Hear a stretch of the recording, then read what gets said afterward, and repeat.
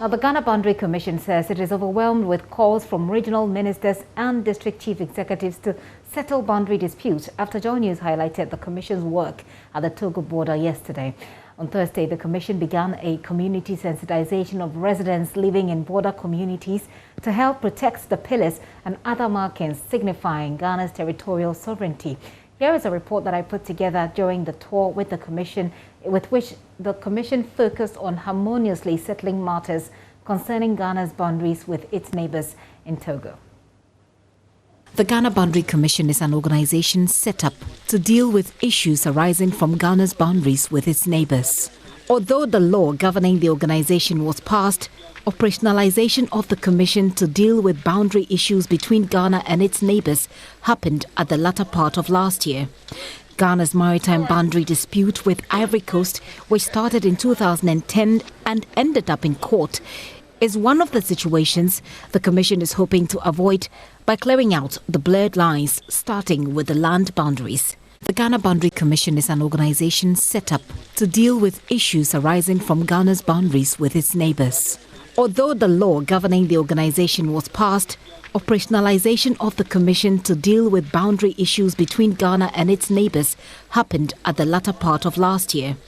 Ghana's maritime boundary dispute with Ivory Coast, which started in 2010 and ended up in court, is one of the situations the Commission is hoping to avoid by clearing out the blurred lines starting with the land boundaries. Brigadier General Emmanuel Kotia is the national coordinator. We are responsible for ensuring that our land boundaries are secured, the pillars are also well placed and they are not disturbed. And for that matter, we are also responsible for ensuring that our land boundaries are not tampered with and that the border committees within the various district security councils should be very proactive in identifying some of these challenges. For about 2 days, his men have been on the ground along with Immigration and National Investigation Bureau officers, gathering data that will guide the Commission's engagement with its Togolese counterparts. Today, they have just finished briefing him and are taking us to review their findings on the ground. This is the gate that separates two countries. With COVID-19, thoroughfare is not allowed for now. This is one of the pillars meant to show when Ghana's territorial sovereignty ends with Togo. It is lying on its side across the stream instead of being rooted in the ground.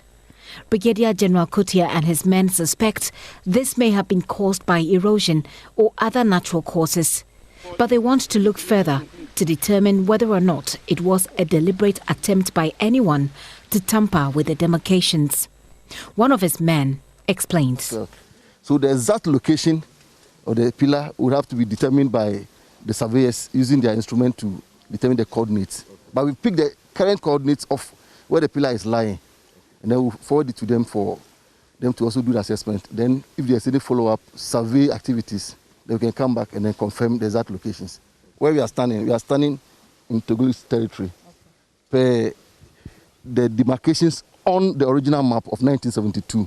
A long walk will bring us to another pillar with an inscription to the left, BT, meaning British Togoland, and another to the right, TF, with an arrow in between showing which country owns which side. This is the point of separation of two countries, and without these pillars, each country may lay claim to the entire area, and that can create chaos. And that one identifies the international boundary line. So it's part of our effort in conducting an audit so far as the boundaries of our countries are concerned. But the priority we have set for ourselves now is to make an audit of the problem areas before we go into other areas that there are no controversies. That is the reason why we've selected this area as one of the key areas that we have come to do an audit. So, an audit like this cannot be done by Ghana alone. There was representation from security agencies in Togo. We do this in collaboration with the various security agencies who are responsible for security along the borders of the country, the local authorities. You have seen the district chief executive here, the cooperation of them, and then with even our counterparts in Togo. So you have seen the gendarmerie officer who has been sent in to support us so far as this audit is concerned. Yeah, so that is a collaboration that we are doing, and it's important for you to get an understanding that it's supposed to be done amicably so that there will continue to be a peaceful coexistence between Ghana and Togo, and especially our people living along the international boundary line. From inspecting the pillars, we meet the traditional leaders of this particular area. Seeing the Ghanaian military in full regalia had raised some concerns initially, but soon their mission was understood by these traditional leaders, who subsequently pledged their support to clear out the boundary demarcations. The final port of call is Leklebi Kame. Dufia of the area, Togbi Atachi V, says at least 6 of his chiefs from other areas have decided to be a part of this engagement. They had a list of concerns, including the closure of the borders, because their farmlands, among others, stretch over into Togo. Our land extends to Kuma in the Republic of Togo, and also to Agome-Tomegbe in the Republic of Togo. We have farmlands, cocoa farms, coffee farms, palm plantations on these lands. But as we have it now, we are being prevented from visiting our farms. And even the community schools. We have pupils or students coming from the villages and townships that I have mentioned, Kametonu in particular, and other villages like Bume, Hime, and all those who know these places will know. We are asking respectfully for this visit to yield one major favor or one major fruit for this community. That is to ensure that our people who are trapped behind a barricade, our people in Kametonu, our citizens in Kametonu, should be given free access, free movement. DCE for the area, James Etonam Flolu, had some answers, including a request for the community to bear with government as it deals with the pandemic. I think once the borders are opened, we are not going to have such issues. While the main border issues are being addressed, I would urge the community to just help us. It is just for a short while. In no time, the border situation will be relaxed. Then we can live our life in peace. We don't want a situation where we relax and then the pandemic would hit us differently. You are aware, for some time now, we've never had cases of COVID in Afadjato South. But recently, like some 2 months ago, recorded some few cases. So we need to be on the lookout. But the Boundary Commission had a message for the traditional leaders not to engage in confrontations over boundary demarcations, but to rather refer such cases to the Commission, which it says have open channels of communication with their counterparts in the neighbouring countries and can address the matter quickly and amicably. This has been stated because of the complaints that we've received through the various security agencies and the local authorities.